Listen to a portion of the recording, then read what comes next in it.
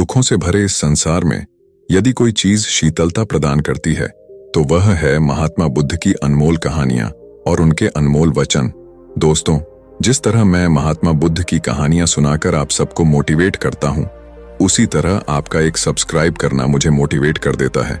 तो इस चैनल को अभी सब्सक्राइब जरूर कर लें। तो चलिए कहानी शुरू करते हैं।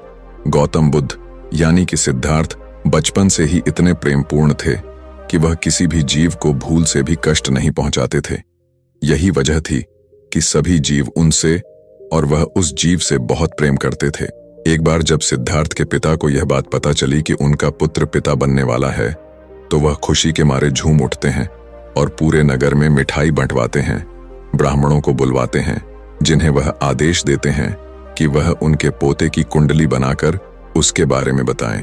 सभी ब्राह्मण उनके पोते की कुंडली बनाते हैं और उसे पढ़कर बताते हैं, लेकिन उस समय उनके पसीने छूट जाते हैं, क्योंकि उसमें ऐसा कुछ लिखा होता है कि यदि यह बात राजा को पता चलती है तो वह उनको जान से मार भी सकते थे।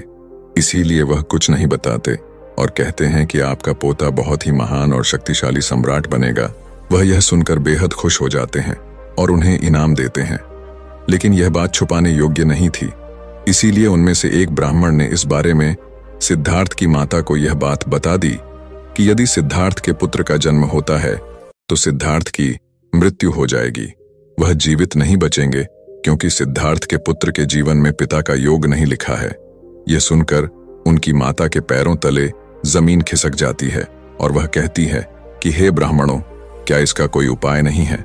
ब्राह्मण कहते हैं कि एक उपाय है। यदि आप और यशोधरा कठोर तपस्या करें तो इसका उपाय हो सकता है। सिद्धार्थ की मां और उनकी पत्नी बहुत ही कठोर तपस्या करती हैं, लेकिन उसका कोई प्रभाव नहीं पड़ता। फिर यह तय किया जाता है कि यदि सिद्धार्थ को अपने प्राण बचाने हैं तो उन्हें किसी जीव की बलि देनी होगी। परंतु यह बात सबको पहले से पता थी कि सिद्धार्थ, जो किसी को थोड़ी सी भी तकलीफ नहीं दे सकते, वह क्या अपना जीवन बचाने के लिए किसी मासूम जीव की बलि देंगे? यह सोचने वाली बात थी और अंत में यह तय किया जाता है कि निश्चित दिवस को सिद्धार्थ के द्वारा बलि दिलवाई जाएगी। सिद्धार्थ बचपन से ही बहुत जिज्ञासु थे, इसीलिए वह सोचते हैं कि जरूर यहाँ कोई पूजन हो रहा है, तभी मुझे ले जाया जा रहा है। सिद्धार्थ वहां पहुंचते हैं और फिर उनसे कहा जाता है कि आप पूजा स्थल पर बैठ जाइए। सिद्धार्थ खुशी खुशी बैठ जाते हैं। वहां पर एक कटारी रखी होती है जिससे बलि दी जानी होती है। उन्हें उस पर तिलक लगाने के लिए कहा जाता है। सिद्धार्थ थोड़े चकित होते हैं कि कटारी पर तिलक क्यों लगाया जा रहा है, लेकिन फिर भी वह तिलक लगा देते हैं। उसके बाद वह कटारी उन्हें देकर उनके साथ जाने के लिए कहा जाता है। वह उनके साथ चले जाते हैं। वह बलि स्थल पर पहुंचते हैं। वहां पर एक भैंस को बांध कर रखा होता है। वह लोग सिद्धार्थ से कहते हैं कि आप अब बिना कुछ सोचे एक बार में ही इस जीव की गर्दन पर प्रहार करें और उसका सर धड़ से अलग कर दें। परंतु सिद्धार्थ करुणा और प्रेम का सागर थे। इतनी सी बात सुनकर ही उनका हृदय पीड़ा से भर जाता है। लेकिन वह कटारी को उठाते हैं और सीधा प्रहार करते हैं, लेकिन वह बलि पर प्रहार न करके उसकी रस्सी पर प्रहार कर देते हैं और वह रस्सी कटकर गिर जाती है। सिद्धार्थ कहते हैं कि यदि इस जीव की जान लेकर मुझे मेरे प्राणों की रक्षा करनी पड़े तो मैं ऐसा हरगिज नहीं करूंगा। मैं विश्वास भी नहीं करता ऐसी किसी बात के ऊपर जो आप द्वारा बताई गई है। वह कहते हैं, ब्राह्मणों, अगर आपको हमारी इतनी ही चिंता है, हमारे राज्य की इतनी ही चिंता है, तो आप बलि क्यों नहीं दे देते? इस निर्जीव की बलि से हमारे राज्य की रक्षा हो सकती है, तो आपकी बलि से क्यों नहीं हो सकती? आप ही इसकी जगह अपनी बलि दे दें। आप क्यों इतना संकोच कर रहे हैं? आपको जरा भी इस बेजुबान पर दया नहीं आती? आपके मन में एक बार भी यह भाव नहीं आया कि यह एक बेजुबान प्राणी है? आपने सोच भी कैसे लिया कि मैं आपके साथ मिलकर किसी की हत्या करूंगा? आपका इस काम में साथ दूंगा? नहीं, ऐसा मैं होने नहीं दूंगा। सिद्धार्थ उस रस्सी को पकड़कर आगे चलने लगते हैं। तभी ब्राह्मण कहते हैं कि सिद्धार्थ, आप बहुत गलत कर रहे हो। सिद्धार्थ कहते हैं कि मैं हर तरह के परिणाम के लिए तैयार हूं। इसके बाद यदि मेरी हत्या भी हो जाएगी तो मुझे मंजूर है। तो इस कहानी से हमें शिक्षा मिलती है कि चाहे जानवर ही क्यों न हो, यदि आप प्रेम करना जानते हैं तो आप ऐसा अनुभव करते हैं कि कोई लाख धन जुटाने के बाद भी नहीं कर पाता है। अगर आप भी इस तरह की प्रेम और करुणा से भर जाते हो कि पूरा संसार आपको ऐसा लगे जैसे कि वह आप खुद ही हो, तो आपके लिए परमात्मा के दरवाजे हमेशा खुले रहेंगे। सिद्धार्थ ने अपने जीवन की परवाह किए बिना उस जीव को थोड़ा सा भी कष्ट नहीं पहुंचाया। इससे पता चलता है कि उनके भीतर कितना प्रेम और कितनी भाव विभोरता है।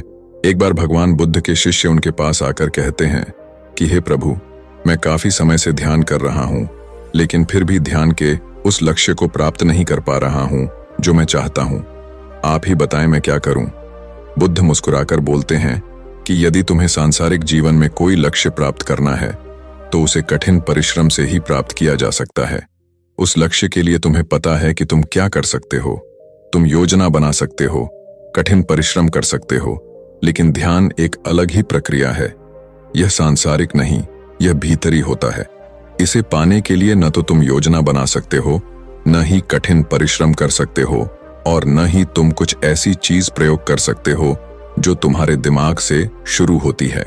बुद्ध कहते हैं कि जिस तरह लोग सांसारिक जीवन में चीजों को पाने की कोशिश करते हैं, उसी प्रकार तुम ध्यान को प्राप्त करने की कोशिश कर रहे हो, जो कि बिल्कुल अलग है। क्या तुम जानते हो कि ध्यान में अंतिम लक्ष्य क्या होगा? क्या तुम सोच सकते हो? नहीं सोच सकते। तुम अपने दिमाग के अंदर उस चीज को सोच ही नहीं सकते जो अंतिम लक्ष्य होगा। फिर कैसे तुम उस चीज को सोचकर प्राप्त कर सकते हो? यह बिल्कुल असंभव है, नामुमकिन है। इसे करने का तरीका है, निराश मत हो, लेकिन तुम यही नहीं कर रहे हो। बुद्ध कहते हैं कि जिस समय तुम ध्यान में बैठो, उस समय तुम्हारे मन में जरा सी भी लालसा नहीं होनी चाहिए, किसी भी चीज को लेकर, चाहे वह अंतिम सत्य ही क्यों ना हो। यदि तुम ध्यान के दौरान अंतिम सत्य को लक्ष्य बनाकर चलते हो, तो तुम ध्यान में ऊपर नहीं उठ पाओगे। जो वास्तविक है, तुम उससे चूक जाओगे। तो तुम्हें ध्यान के दौरान ध्यान की उस अंतिम अवस्था के बारे में सोचना भी नहीं है। तुम्हें सिर्फ पूरी तरह से स्वयं को अर्पित कर देना है, पूरी तरह से अपने आप को छोड़ देना है। उस समय तुम्हारे लिए कोई भी चीज जरूरी नहीं होनी चाहिए, कोई भी नहीं, यहां तक कि मैं भी नहीं, यहां तक कि तुम्हारी अंतिम अवस्था भी नहीं जिसे तुम पाना चाहते हो।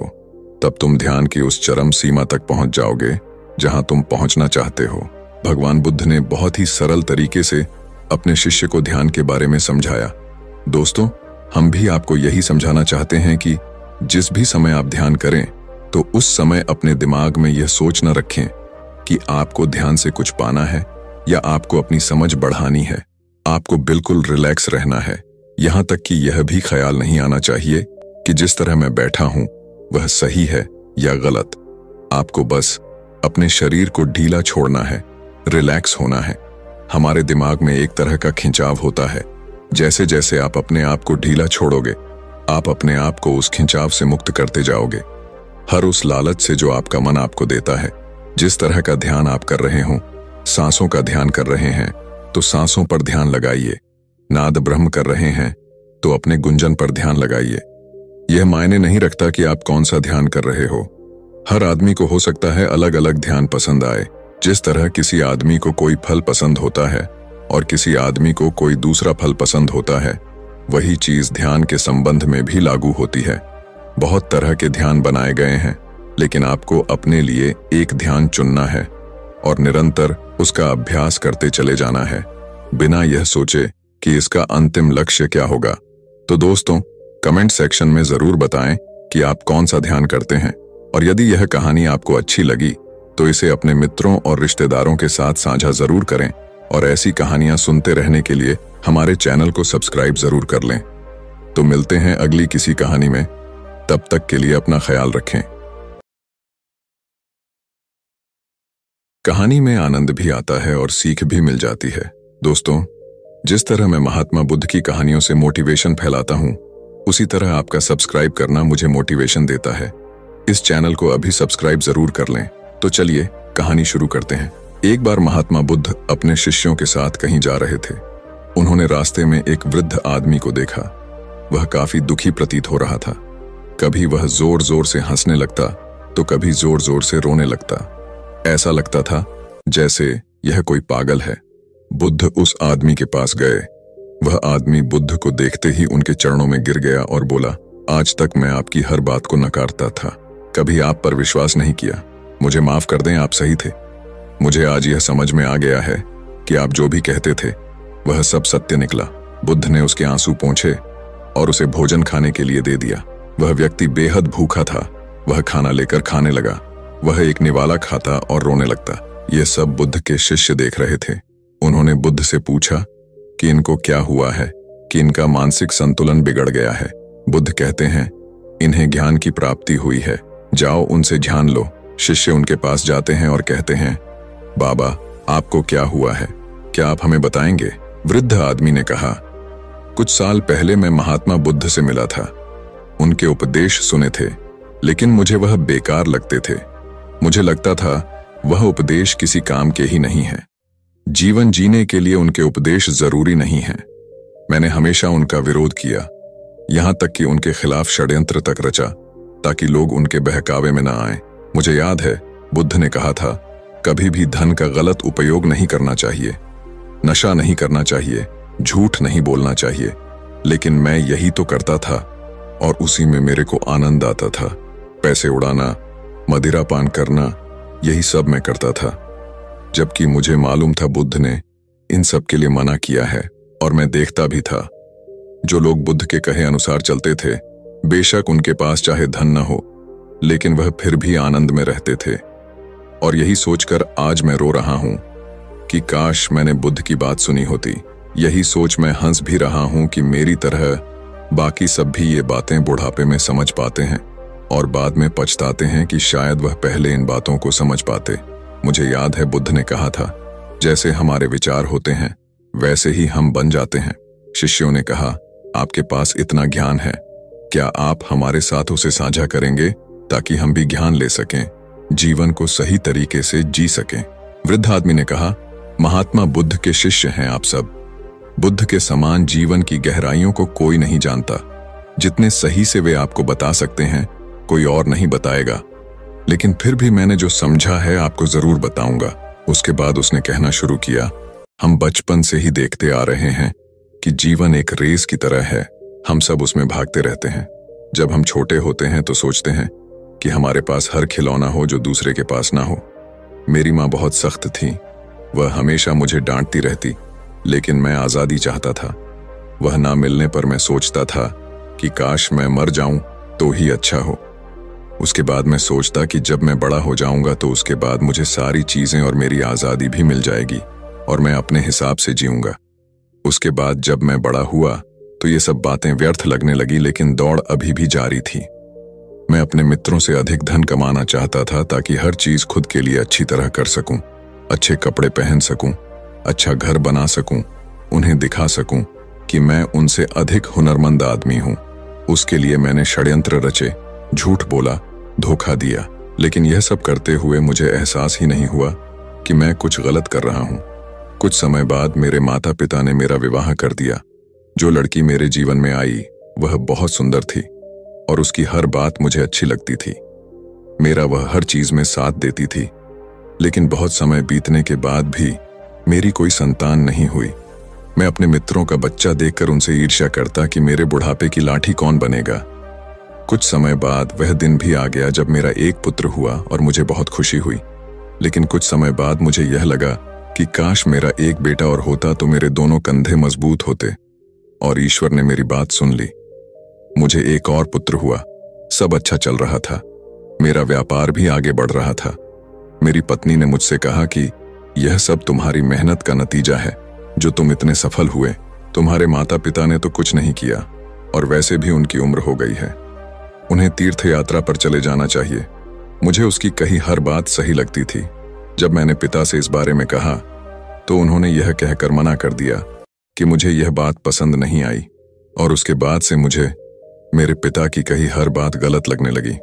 वह मुझे व्यापार में भी स्वतंत्र निर्णय नहीं लेने देते थे। मुझे अब आजादी चाहिए थी और ईश्वर ने मेरी बात सुन ली। मेरे पिता की तबीयत अचानक खराब हो गई। वैद्य ने जवाब दिया कि जिसे भी मिलाना है मिला लो, अब ज्यादा समय नहीं बचा है इनके पास। मुझे यह सुनकर दुखी होना चाहिए था, लेकिन मैं तो खुश हो रहा था कि अब मैं आजाद हो जाऊंगा। मेरे पिता को इसी अवस्था में 6 दिन निकल गए थे। सब लोग उनसे आकर मिल चुके थे। उसके बाद एक दिन मैं और मेरी पत्नी पिता से मिलने गए तो मेरी पत्नी ने कहा कि सबसे तो यह मिल लिए, अब मरते क्यों नहीं है। मुझे मेरी पत्नी की हर बात सही लगती थी कि वह हमेशा सही कहती है। अगले दिन जब मैं पिता के कमरे में गया तो देखा उनकी मृत्यु हो गई है। मेरी माँ वहां बैठे अकेली रो रही थी। उन्हें देखकर मुझे रोना आ गया और मैंने तब सोचा कि मैं अपने पिता की अंतिम यात्रा बेहद भव्य निकालूंगा, ताकि सबको पता चले कि मैं उनसे कितना प्यार करता था। और मैंने वही किया। पिता की अंतिम यात्रा बेहद अच्छी निकाली। सभी लोग उसकी प्रशंसा कर रहे थे। मैं मन ही मन बेहद खुश हुआ, लेकिन चेहरे पर दुख के भाव दिखाने पड़ रहे थे। अब मैं आजाद था, हर चीज अपने हिसाब से कर रहा था। मुझ में अधिक धन कमाने की चाहत जाग गई थी। मैं बेहद धन कमाने की होड़ में चल दिया और कमाया भी। मैं अपने घर का सबसे अमीर आदमी बन गया। धीरे धीरे समय बीता। मेरे दोनों बेटों की शादी हुई और मैं बुढ़ापे की तरफ बढ़ने लगा, लेकिन दौड़ अभी भी बाकी थी। मैंने अपने दोनों पुत्रों का विवाह बड़े व्यापारियों की बेटियों से कर दिया, ताकि मुझे व्यापार में और ज्यादा लाभ हो सके। धीरे धीरे उम्र बढ़ती चली गई और बुढ़ापा आता रहा। एक दिन मेरी पत्नी भी मुझे छोड़कर चली गई और तब मुझे पहली बार अकेलेपन का एहसास हुआ। तब मैंने बुद्ध के बारे में सुना और मैं उनके उपदेश सुनने के लिए उनके आश्रम चला गया। लेकिन बुद्ध के विचार मेरे विचारों से अलग थे। मैं उनसे सहमत नहीं हुआ। मेरी तरह वहां और भी लोग थे जो बुद्ध के विचार से सहमत नहीं थे। मुझे वे लोग मेरे शुभचिंतक लगे और मैंने बुद्ध की बात नहीं सुनी। धीरे धीरे समय बीतता गया और मेरी तबीयत खराब होने लगी और मैंने बिस्तर पकड़ लिया। मैंने बड़े से बड़े वैद्य को दिखाया, लेकिन कोई फायदा नहीं हुआ। एक दिन मेरा बड़ा बेटा मेरे पास आया और बोला, पिताजी, अब आपसे काम नहीं होगा। व्यापार अब मुझ पर छोड़ दीजिए और छोटे भाई की चिंता मत करें, मैं उसे भी संभाल लूंगा। आप सारा व्यापार मेरे नाम कर दीजिए। मैंने अपने पुत्र से कहा, अभी मैं मरने वाला नहीं हूं, बस बीमार हुआ हूं, मैं ठीक हो जाऊंगा। उसके बाद मेरा दूसरा बेटा आया। उसने कहा, पिताजी, बड़ा भाई नशा करता है, आप तो जानते ही हैं, आप सब मेरे नाम कर दें, मैं आपकी तरह ही इसे आगे लेकर जाऊंगा। मैंने अपने दूसरे बेटे से भी यही कहा कि मैं अभी मरने वाला नहीं हूं, बस बीमार हुआ हूं, मैं ठीक हो जाऊंगा, अभी तो मुझे और जीना है। लेकिन इस बार ईश्वर ने मेरी बात नहीं सुनी और वैद्य ने मेरे पुत्रों से कहा कि जिससे मिलाना है मिला दो, समय बेहद कम है। यह सुनकर मेरी दोनों बहुएं रोने लगीं। मेरे बेटों ने सभी रिश्तेदारों को बुला लिया। सब मुझसे मिलने आते और कहते कि आपके बिना अब सब अकेले कैसे चलेगा। मैं अभी जीवित था, लेकिन मुझे ऐसा लग रहा था जैसे सब मुझे अभी से मरा हुआ मान रहे हैं। उस दिन मुझे मेरे पिता की बेबसी का एहसास हुआ और सोचा, ये जीवित में ही क्यों मुझे मार रहे हैं और सब कितने स्वार्थी हैं। अब तो मेरे बेटे भी बंटवारे के लिए मेरे आगे लड़ रहे हैं और उनकी पत्नियां उनका साथ दे रही हैं। मेरा धन कमाना किस काम आया जो मुझे ठीक ही नहीं कर सका। मैंने बेकार में पूरा जीवन इस धन के पीछे बर्बाद कर दिया। हर गलत काम किया, नशा किया, षड्यंत्र रचा, लेकिन सब बेकार गया। मैंने ये सब क्यों किया? काश मुझे यह बात पहले समझ आ गई होती कि यह सब एक दिन यहीं रह जाएगा। इससे अच्छा होता मैं कोई नेक काम करता जिससे लोग मुझे याद रखते। काश यह बात मुझे पहले पता चल गई होती। जब मेरे पिता बिस्तर पर थे तब शायद मैं कुछ अच्छा कर पाता, जीवन को नई दिशा दे सकता था। मैंने दोनों बेटों को बुलाया और पूछा, मेरी अंतिम यात्रा कैसे निकालोगे? दोनों बेटों ने कहा कि आप मेरे नाम सब जायदाद कर दें, मैं आपको बेहद भव्य तरह से विदा करूंगा। और दोनों फिर से लड़ने लगे। तब मुझे लगा कि सब कुछ मैंने किया, मेहनत मैंने की, लेकिन सब छूट रहा है। ये कुछ भी अब मेरा नहीं है। अब सब कुछ छोड़ ढाकर जाना होगा। मृत्यु मेरे सामने है। मैं सबको शमशान ले गया, मेरे माता पिता, पत्नी, लेकिन कभी यह नहीं सोचा कि एक दिन मैं भी यहां आऊंगा। मैंने अपना पूरा जीवन कामयाबी से निकाला, लेकिन अब लगता है कि मैंने जीवन जिया ही नहीं। बचपन से लेकर अब तक बस दौड़ा चला जा रहा हूं। किस चीज में आज तक उलझा रहा पता ही नहीं चला, और जब आखिरी समय पर सब बातें समझ में आई तो बहुत देर हो चुकी थी। यह बातें कहकर बुजुर्ग चुप हो गया और महात्मा बुद्ध के पास आकर कहा कि मेरे अंतिम समय में मुझे कुछ मिल सकता है। बुद्ध ने कहा कि बेशक तुमने अपना पूरा जीवन अज्ञानता में निकाल दिया हो, लेकिन ज्ञानता का एक क्षण भी काफी होता है। तुम्हारे पास अभी जो भी समय बचा है वह ज्ञान से पूर्ण है। अब जो भी तुम्हें मिले, सांसें या फिर मौत, उसे स्वीकार करो। वर्तमान पर केंद्रित हो जाओ। जो भी तुम्हें मिले उसे खुशी से स्वीकार करो। जितना रहस्य जीवन में है उससे ज्यादा रहस्य मौत में है। जो खुशी जीवन दे सकता है उससे भी बड़ी खुशी मौत दे सकती है। केवल पूर्ण रूप से देखना, एक एक क्षण देखना, दुख मत करना। भूतकाल को भूल जाओ, भविष्य की चिंता मत करो, जो अभी है इस समय इसी के साथ मिल जाओ। जो जागृति तुम्हारे अंदर आई है वही जागृति, यही ज्ञान तुम्हारी सहायता करेगा। दोस्तों, अगर यह कहानी आपको अच्छी लगी तो इसे अपने मित्रों, रिश्तेदारों और प्रियजनों के साथ साझा जरूर करें और इस चैनल को सब्सक्राइब करना ना भूलें और नोटिफिकेशन बेल को प्रेस कर लें ताकि हम जब भी कोई कहानी डालें तो आपको तुरंत पता चल जाए। तो मिलते हैं अगली कहानी में, तब तक के लिए अपना ख्याल रखें। धन्यवाद।